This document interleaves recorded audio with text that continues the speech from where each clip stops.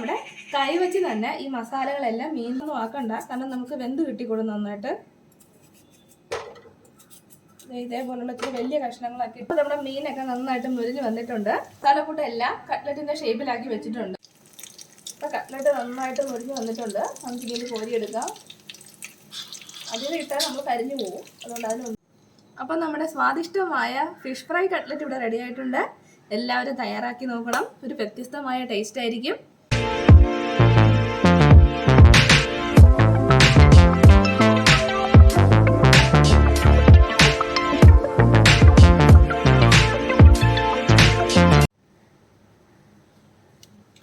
എല്ലാവർക്കും പുതിയ വീഡിയോയിലേക്ക് സ്വാഗതം. ഇന്ന് നമ്മൾ തയ്യാറാക്കുന്നത് ഒരു ഫിഷ് കട്ട്ലറ്റ് ആണ്. പക്ഷേ ഒരു സർപ്രൈസ് ഉണ്ട്. നമ്മൾ സാധാരണ രീതിയിലല്ല, ഈ നോർമലായിട്ട് തയ്യാറാക്കുന്ന രീതിയിലല്ല നമ്മൾ ഇന്ന് ഫിഷ് കട്ട്ലറ്റ് തയ്യാറാക്കുന്നത്. അപ്പോൾ അതെങ്ങനെയാണ് തയ്യാറാക്കുന്നത് നമുക്ക് നോക്കാം.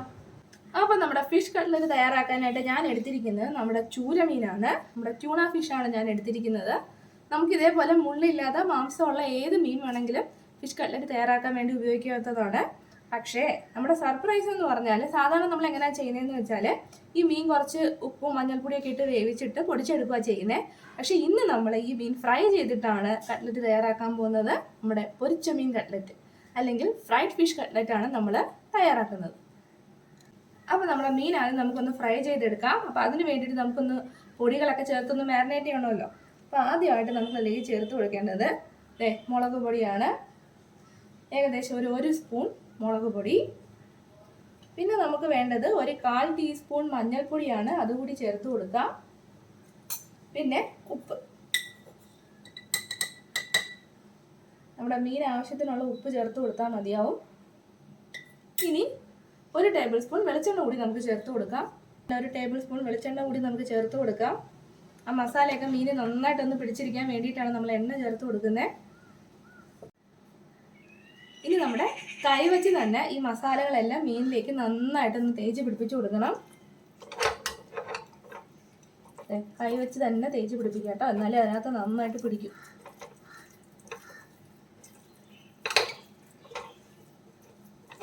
നന്നായിട്ട് പിടിപ്പിക്കുക. ഇഞ്ചി വെളുത്തുള്ളി നമ്മളിപ്പോൾ ചേർക്കേണ്ട കാര്യമില്ല. നമ്മൾ കട്ട്ലറ്റ് തയ്യാറാക്കുമ്പോൾ മസാലയിൽ നമ്മൾ ചേർക്കും. അതുകൊണ്ട് ഇപ്പം നമ്മളൊന്നും ചെയ്യണ്ട. ഈ മസാല മാത്രം ഇതിലേക്ക് തേച്ച് പിടിപ്പിക്കുക. പിന്നെ ഒരു 10 മിനിറ്റ് നമ്മളൊന്ന് റെസ്റ്റ് ചെയ്യാൻ വെക്കുക. അതിനുശേഷം നമുക്ക് മീനൊന്ന് വറുത്തെടുക്കാം. മീനിലേക്ക് മസാലയൊക്കെ നന്നായിട്ട് പിടിപ്പിച്ചിട്ടുണ്ട്. ഇനി ഒരു 10 മിനിറ്റ് നമുക്കിതൊന്ന് റെസ്റ്റ് ചെയ്യാൻ നോക്കാം. അപ്പോൾ നമ്മുടെ മീൻ അവിടെ ഇരുന്നൊന്ന് സെറ്റാവുന്ന സമയത്തിന് നമുക്ക് ഉരുളക്കിഴങ്ങ് ഒന്ന് വേവിച്ചെടുക്കാം. നമ്മുടെ കട്ട്ലറ്റിൻ്റെ മെയിൻ സാധനമാണല്ലോ ഉരുളക്കിഴങ്ങ്. പുഴുങ്ങി നമ്മൾ അതിലേക്ക് ചേർക്കേണ്ടതുണ്ട്. അപ്പം നമുക്കതൊന്ന് പുഴുങ്ങിയെടുക്കാം. അപ്പോൾ അതിന് വേണ്ടിയിട്ട് ഞാനൊരു കുക്കർ വെച്ചിട്ടുണ്ട്. അതിലേക്ക് ഒരു 3 ഉരുളക്കിഴങ്ങ്, ഞാൻ തൊലി കളഞ്ഞ് വെച്ചിരിക്കുന്ന ഉരുളക്കിഴങ്ങാണ്, അതൊന്ന് കഷ്ണങ്ങളാക്കി മുറിച്ചിടുക. അധികം ചെറിയ കഷ്ണങ്ങളൊന്നും ആക്കണ്ട, കാരണം നമുക്ക് വെന്ത് കിട്ടിക്കൊള്ളും നന്നായിട്ട്. ഇതേപോലുള്ള ഇത്തിരി വലിയ കഷ്ണങ്ങളാക്കി ഇട്ടാൽ മതി. അപ്പോൾ നമ്മൾ കുക്കറിലേക്ക് വെള്ളം ഒഴിച്ച് കൊടുത്തിട്ടുണ്ട്. ഇനി നമുക്കൊരു 4 വിസിൽ അപ്പോഴത്തേക്കും അത് വേവും. പിന്നെ നമ്മൾ കുക്ക് ചെയ്യുമ്പോൾ പ്രത്യേകം ശ്രദ്ധിക്കണം, ഒരുപാടങ്ങ് ഉടഞ്ഞു പോകരുത്, പിന്നെ ഒട്ടും വേവാതെ ഇരിക്കരുത്. നമ്മുടെ ഒരു ആവശ്യത്തിനുള്ളൊരു പരുവം. ഇനി നമുക്കിതൊന്ന് അടച്ച് വെക്കാം. 4 വിസിൽ മതി കേട്ടോ, അപ്പോഴേക്കും നന്നായിട്ട് നമുക്ക് വെന്ത് കിട്ടും. അപ്പോൾ കൃത്യം 4 വിസിൽ വന്നിട്ടുണ്ട്. നമുക്കിനി ഓഫാക്കാം. ഇനി ഇതൊന്ന് തണുത്തിട്ട് മാത്രമേ നമ്മൾ തുറക്കാൻ പാടുള്ളൂ. അപ്പോൾ നമ്മുടെ ആ കുക്കർ ഒന്ന് തണുക്കുന്ന ടൈം കൊണ്ട് നമുക്ക് മീനൊന്ന് വറുത്തെടുക്കാം. അപ്പോൾ അതിന് വേണ്ടിയിട്ട് ഞാനൊരു പാൻ അടുപ്പത്ത് വെച്ചിട്ടുണ്ട്. നമുക്കതിലേക്ക് എണ്ണ ഒഴിച്ച് കൊടുക്കാം.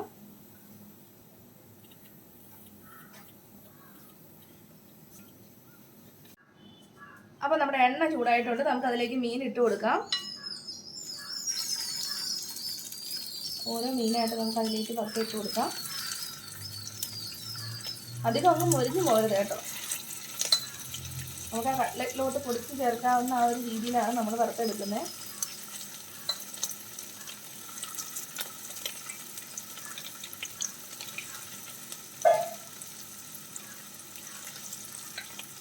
അപ്പം ഇങ്ങനെ ചെയ്യുമ്പോൾ നമ്മുടെ കട്ട്ലറ്റിന് ഒരു പ്രത്യേക ടേസ്റ്റ് ആയിട്ടോ.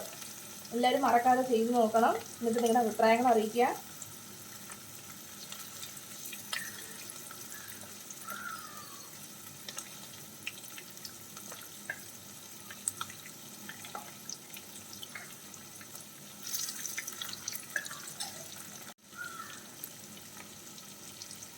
അപ്പോൾ നമ്മൾ എല്ലാ മീനും എണ്ണയിലേക്ക് ഇട്ട് കൊടുത്തിട്ടുണ്ട്. നമുക്കിനി അതൊന്ന് നന്നായിട്ട് വറുത്തെടുക്കാം.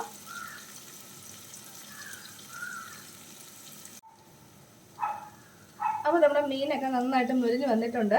ഈ ഒരു പരുവം മതി നമുക്ക്. കൂടുതൽ അങ്ങ് ഓവർ ഡ്രൈ ആവണ്ട. അപ്പോൾ നമുക്ക് മീനൊക്കെ കോരിയെടുക്കാം.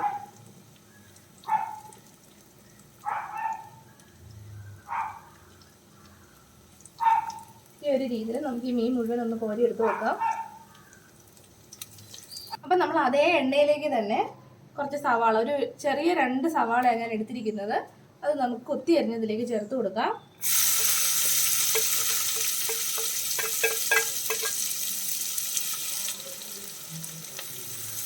നന്നായിട്ടൊന്ന് വഴറ്റിയെടുക്കാം.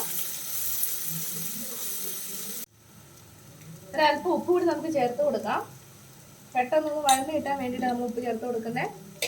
അപ്പോൾ ഇത്രയും ആയിക്കഴിഞ്ഞാൽ ഇനി നമുക്കൊരല്പം, ഒരു 1/2 സ്പൂൺ ഇഞ്ചി വെളുത്തുള്ളി ചതച്ചതാണ് ഞാൻ എടുത്തിട്ടുള്ളത്. നമ്മൾ ഈ നോൺ വെജ് ചെയ്യുമ്പോൾ ഇതൊരു മസ്റ്റ് ഐറ്റം കേട്ടോ, നമ്മുടെ ഇഞ്ചി വെളുത്തുള്ളിയൊക്കെ. അതിൻ്റെ ഒരു പച്ചമണം അങ്ങോട്ട് മാറിക്കഴിഞ്ഞാൽ ഇനി നമുക്ക് വേണ്ടത് ഒരു 3 പച്ചമുളക് വട്ടത്തിൽ അരിഞ്ഞതാണ്. അതുകൂടി നമുക്ക് ചേർത്ത് കൊടുക്കാം.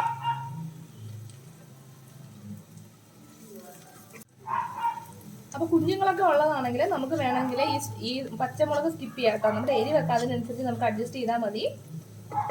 എല്ലാവരും ഇതൊക്കെ നന്നായിട്ട് വാടിയിട്ടുണ്ട്. ഇനി നമുക്ക് നമ്മൾ വറുത്ത് വെച്ച മീനില്ലേ, അത് നമ്മൾ കൈ കൊണ്ട് തന്നെ നമ്മൾ ജസ്റ്റ് നന്നായി ഒന്ന് ക്രഷ് ചെയ്തൊന്ന് പൊടിച്ച് വെക്കുക. അത് നമുക്ക് ഇതിലേക്ക് ചേർത്ത് കൊടുക്കാം. നമ്മുടെ ഫ്രൈഡ് ഫിഷ് കട്ട്ലറ്റ് ആണല്ലോ, അപ്പോൾ അതിന് ഞാൻ മീൻ ചേർത്ത് കൊടുത്തിട്ടുണ്ട്. ഇനി നമ്മൾ പുഴുങ്ങിയെടുത്ത ഉരുളക്കിഴങ്ങ് ഞാൻ നന്നായിട്ട് സ്മാഷ് ചെയ്ത് വെച്ചിട്ടുണ്ട്. നമുക്ക് അതും കൂടി ഇതിലേക്ക് ചേർത്ത് കൊടുക്കാം.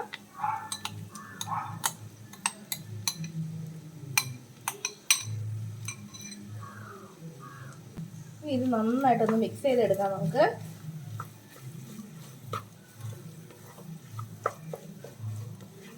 നമ്മൾ ഇതുവരെ ഇതിലേക്ക് ഉപ്പൊന്നും ചേർത്ത് കൊടുത്തില്ല കേട്ടോ. ഉരുളക്കിഴങ്ങ് വേവിച്ചപ്പോഴും നമ്മൾ ഉപ്പിട്ടില്ല. മീൻ മാത്രമേ ഉണ്ടാവും ഉപ്പ്. അപ്പോൾ ഈ സമയത്ത്, അതായത് ഇളക്കി കഴിഞ്ഞതിന് ശേഷം നമുക്ക് ആവശ്യത്തിനുള്ള ഉപ്പ് ചേർത്ത് കൊടുക്കാം. ഇതിലേക്ക് ആവശ്യത്തിനുള്ള ഉപ്പ് നമുക്ക് ചേർത്ത് കൊടുക്കാം.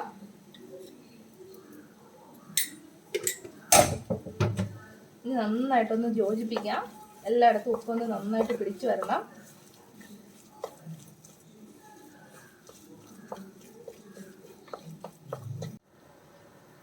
അപ്പോൾ ഇത്രയും ആയിക്കഴിഞ്ഞാൽ പിന്നെ നമ്മുടെ ഫ്രൈഡ് ഫിഷ് കട്ട്ലറ്റിൻ്റെ പ്രത്യേകത എന്താണെന്ന് വെച്ചാൽ ഇപ്പം തന്നെ നല്ലൊരു കളർ ഉണ്ടല്ലോ. നമ്മൾ പൊടികളൊന്നും തന്നെ അതിനകത്തോട്ട് ചേർത്തിട്ടില്ല. അപ്പോഴേ ഇതിലേക്ക് നമ്മൾ ഈ മുളക് പൊടി, മല്ലിപ്പൊടി അതൊന്നും ചേർക്കുന്നില്ല കേട്ടോ. ഇതിലേക്ക് ഇനി ഒരു അല്പം കുരുമുളക് പൊടി കൂടി മാത്രമേ നമ്മൾ ചേർക്കുന്നുള്ളൂ. ഇതിലേക്ക് കുരുമുളക് പൊടി ചേർത്ത് കൊടുക്കാം. അപ്പോൾ നമ്മുടെ മസാലയൊക്കെ അത് തയ്യാറായിട്ടുണ്ട്. ഇനി നമുക്കിത് തണുത്തതിന് ശേഷം നമ്മുടെ കട്ട്ലറ്റ് തയ്യാറാക്കാം. അപ്പോൾ നമ്മുടെ കട്ട്ലറ്റിന് ഒരു പ്രധാനപ്പെട്ട ഐറ്റം വേണമല്ലോ, നമ്മുടെ ബ്രെഡ് ക്രംസ് വേണ്ടേ, ആ ഒരു കരികരിപ്പ് കിട്ടാനായിട്ട്. അപ്പോൾ ഞാനിവിടെ ബ്രെഡ് അല്ല എടുത്തിരിക്കുന്നത്, റസ്ക്കാണ് എടുത്തിരിക്കുന്നത്. നമുക്കിനി ഇതൊന്ന് പൊടിച്ചെടുത്തുകൊണ്ട് വരാം. അപ്പം നമ്മുടെ ഈ മസാല കൂട്ട് നന്നായിട്ട് തണുത്തിട്ടുണ്ട്. ഇനി നമുക്കിത് ചെറിയ ബോൾസ് ആക്കിയിട്ടൊന്ന് ഉരുട്ടിയെടുക്കാം. പിന്നെ നമുക്ക് ഏത് ഷേപ്പിൽ വേണമെങ്കിലും ചെയ്യാം കേട്ടോ. നമ്മുടെ ഇഷ്ടമുള്ള ഷേപ്പിൽ നമുക്ക് ആക്കിയെടുക്കാം. അപ്പം ഞാനിവിടെ റൗണ്ട് ഷേപ്പിൽ തന്നെയാണ് എടുക്കുന്നത്. അപ്പോൾ ഇതേപോലെ അധികം ചെറുതും അല്ല അധികം വരലും അല്ലാത്ത രീതിയിൽ ഉരുളകളാക്കുക. എന്നിട്ട് നമ്മൾ ജസ്റ്റ് ഒന്ന് പ്രസ് ചെയ്ത് കൊടുക്കുക. ഒരുപാട് അങ്ങ് പ്രസ് ചെയ്യരുത്. ഈ അരികൊക്കെ ചിലപ്പോൾ പൊട്ടിപ്പോകാൻ സാധ്യതയുണ്ട്. ജസ്റ്റ് ഒന്ന് പ്രസ് ചെയ്ത് കൊടുക്കുക. സൈഡൊക്കെ ഒന്ന് അഡ്ജസ്റ്റ് ചെയ്ത് വെച്ചാൽ മതിയാവും. ഈ ഒരു രീതിയിൽ ആക്കിയെടുത്തിട്ടുണ്ട്. ഇനി നമുക്കിതൊരു പാത്രത്തിലേക്ക് മാറ്റി വെക്കാം. ബാക്കിയുള്ളതും കൂടി നമുക്ക് ഈ ഒരു ഷേപ്പിലാക്കി എടുക്കാം.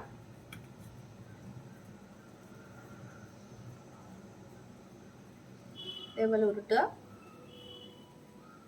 നമ്മൾ ചപ്പാത്തിക്കൊക്കെ കുഴക്കത്തില്ലേ, അതേപോലെ ജസ്റ്റ് ഒന്ന് പ്രസ് ചെയ്ത് കൊടുക്കുക.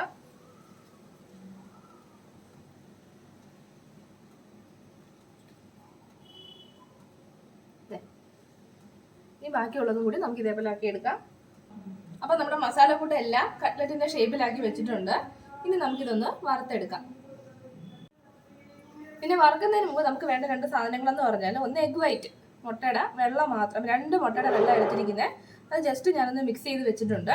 പിന്നെ നമുക്ക് റസ്കിൻ്റെ പൊടി. ഇതിൽ രണ്ടിലും ഒന്ന് മുക്കിയിട്ട് വേണം നമുക്കൊന്ന് വറുത്തെടുക്കാനായിട്ട്. ഓരോ കട്ട്ലറ്റ് ആയിട്ട് എടുത്ത് നമുക്ക് ആദ്യം നമ്മുടെ എഗ് വൈറ്റിലൊന്ന് മുക്കണം. ഇതേപോലെ രണ്ട് സൈഡിലും ഒന്ന് എഗ് വൈറ്റിൽ മുക്കിയതിന് ശേഷം ബ്രെഡ് ക്രംസിലോട്ട് ഇടുക. ഇനി ഇത് നമുക്ക് മാറ്റി വെക്കാം. എല്ലാ പീസസും നമ്മൾ ഇതേപോലെ ചെയ്തെടുക്കുക. അതിനുശേഷം മാത്രം നമ്മൾ വറുത്തെടുത്താൽ മതിയാവും. ആദ്യം എഗ് വൈറ്റിൽ, പിന്നെ ബ്രെഡ് ക്രംസിൽ. ഇനി നമുക്ക് ഓരോ പീസസ് ആയിട്ട് എണ്ണയിലിട്ട് വറുത്തെടുക്കാം.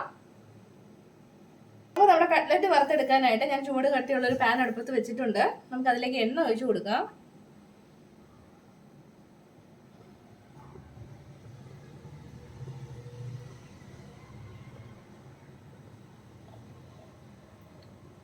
ഈ എണ്ണ ചൂടാവുമ്പോൾ നമുക്ക് ഓരോ പീസസ് ആയിട്ട് ഇട്ട് വറുത്ത് കോരാം.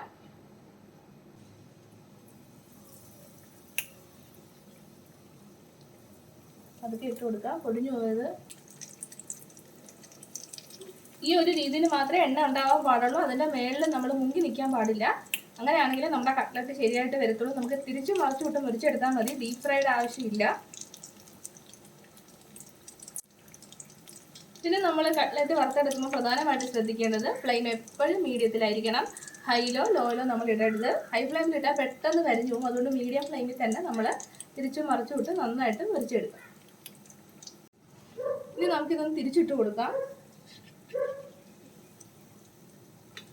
അല്ലെങ്കിൽ ഒരു വശം മാത്രമായിട്ടൊന്ന് കരിഞ്ഞു പോകും.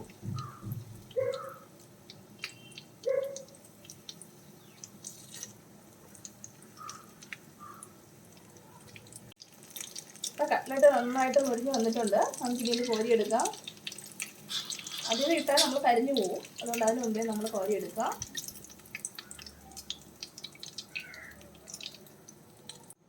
അപ്പം നമ്മുടെ സ്വാദിഷ്ടമായ ഫിഷ് ഫ്രൈ കട്ട്ലറ്റ് ഇവിടെ റെഡി ആയിട്ടുണ്ട്. എല്ലാവരും തയ്യാറാക്കി നോക്കണം. ഒരു വ്യത്യസ്തമായ ടേസ്റ്റ് ആയിരിക്കും. ആരും ചെയ്ത് നോക്കാൻ മറക്കരുത്. ചെയ്തിട്ട് നിങ്ങളുടെ കമൻസ് അറിയിക്കുക.